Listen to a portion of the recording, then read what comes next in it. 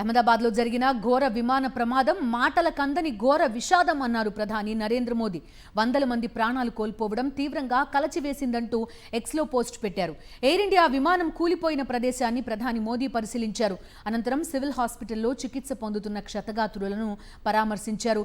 Crash సైట్కి సంబంధించిన కొన్ని ఫోటోలను ఎక్స్లో షేర్ చేశారు ప్రధాని మోదీ.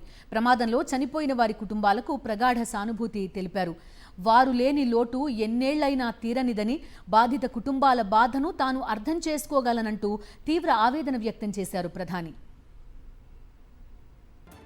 అహ్మదాబాద్ నుంచి లండన్కు బయలుదేరిన ఎయిర్ ఇండియా విమానం గురువారం ఘోర ప్రమాదానికి గురైంది.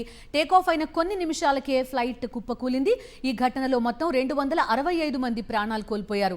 ప్రమాదంపై తీవ్ర దిగ్భ్రాంతి వ్యక్తం చేసిన ప్రధాని మోదీ ఉదయమే అహ్మదాబాద్ చేరుకున్నారు.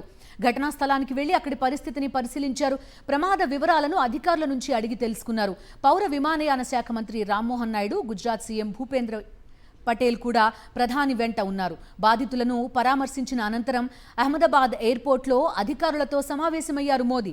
సహాయక చర్యలు జరుగుతున్న తీరును సమీక్షించారు.